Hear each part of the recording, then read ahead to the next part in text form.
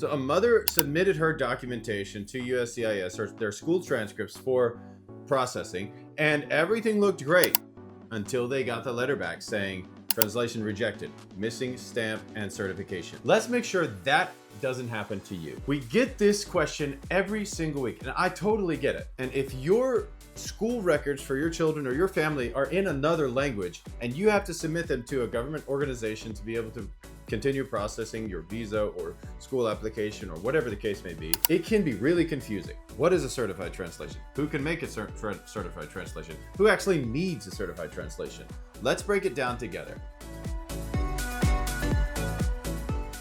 My name is Jason Ellinger. I'm the CEO of TaikaTranslations. I've been in this translation industry for 14 years, and we've helped thousands of people walk through this process successfully and making sure that they get their documentation submitted correctly the first time, saving them months and months of time. Today, I'm going to walk you through what your translation must include, common mistakes that lead to rejection, and I will show you what a correct certified translation actually looks like. So here's what a completed USCIS approved translation actually looks like. Notice how every subject, grade, stamp, and seal is included, and how the formatting mirrors the original. This part here is where the certification is. And this is what makes it valid. What usually goes wrong when you're submitting your content to the USCIS or to school or to some state organization to process your application? You leave out seals or footnotes. You don't translate the grading scales or the comments.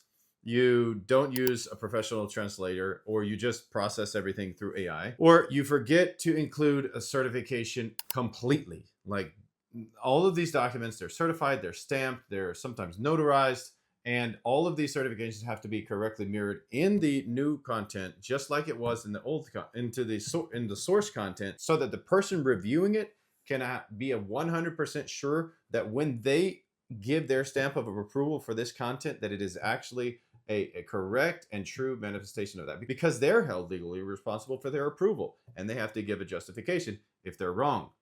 So in order to make sure that your documents flow smoothly through, and to not give the reviewers any doubt that your content is absolutely true, accurate, and correct, make sure that these items are not missing from your translation. So what does your translation actually need? Here's what schools and the USCIS require: a word-for-word translation of every subject, grade, or comment or seal on the document. And that means it's not only translated, but it also mirrors that same design and same function. So if there is a piece of content and a certified statement that's signed and dated by someone, that there, for example, there's a page and it has content on it, and then there's a sign and a stamp, and somebody signs over the stamp. Well, that all needs to be translated and correctly shown what that means and who signed what for what, so that they can understand that that is a legitimate piece of content, that is a legitimate certification, and they can take that and even verify that with the school where it came from.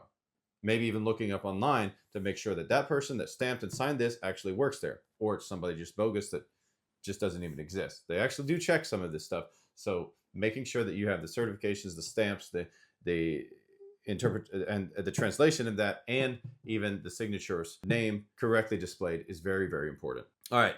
After that is all done and all the certifications from the actual school are done, many organizations require certification, a translator certification signed by the translator or the translating organization that provides a certificate saying, yes, this is accurate, correct, and true to the best of our knowledge, that this has been translated and done and performed by a professional linguist, and we accept their full responsibility that, yes, this is done in accordance to all the professional standards in the industry. And when you submit your documents to these organizations for approval, you need to make sure that you submit the original copy plus the translated copy with the certification, and possibly even notarization if required, to make sure that it goes smoothly through the process. And you can talk to our project managers to find out what you might need for your specific situation to make sure that everything's taken care of. And this includes handwritten texts. Sometimes there's handwritten notes on these. Sometimes there's notes from teachers. Sometimes there's extra information around the certificates or the certification stamp. And all of that has to be correctly relayed to the person who's processing your application through USCIS or the schools or the other organization where you might be working to get approval through. So one extra note is that the translation must be done by someone Neutral, not a friend and not somebody who is your relative. Because if it's done by either of those and they find out they're closely related to you, or they're, your best friend or your fiance, it's very, very likely that there will be trouble in your processing of your document. You don't want to encounter that. Anything that makes things move smoother, faster, and get through the bureaucratic process easier, that's what we're trying to do. So make sure that these things are a reality in your content and you will be successful. How can we help you with this? So we make this very, very easy for you from the beginning to the end, because we've done thousands and thousands and thousands of these by now. And so we understand what offices need, who needs what. And if we don't know exactly what that office needs, we can obviously reach out to them and say, hey, this person is submitting this type of content. What is it going to be required to make sure that they're successful in processing their application? And we'll be happy to do that for you. So the way you do that is you can go to TaikaTranslations.com, just www.TaikaTranslations.com. You can easily find us online. Click in the comments of this video. You'll find a link to our website there. You can upload the content through our web form there, or you can just email us at projects@TaikaTranslations.com. That's projects@TaikaTranslations.com. I know it's a long word. We're going to put it somewhere where it's very easy for you just to copy and paste. We double check the formatting. We double check the accuracy. We double check to make sure you have all your certifications. We double check to make sure that if you need a notarization, you have it, so on and so forth. And whatever is required by that organization to receive your content and process it smoothly, we help you navigate that process efficiently and effectively. Immediately after the translation is done and the certification and notarization, if required, is done, then you receive a PDF that you can, if the organization will accept it, which a lot of organizations do nowadays, they just accept the digital PDF version. You can submit that to them along with the original, and you're good to go. It's fully translated, has the certifications with it.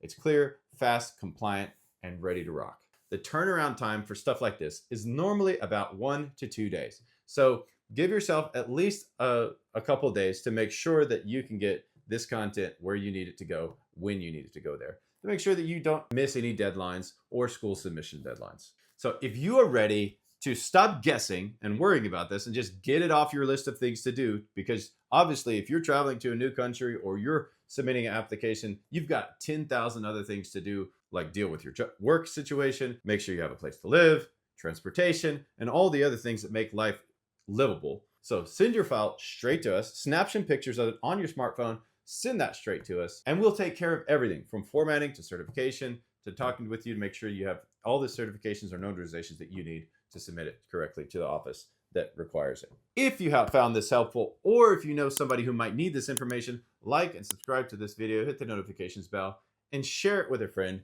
just to let them know, hey, these people could probably take care of that thing that you talked about that you needed help with. So tell them to reach out, like, subscribe, and I'll see you in the next video.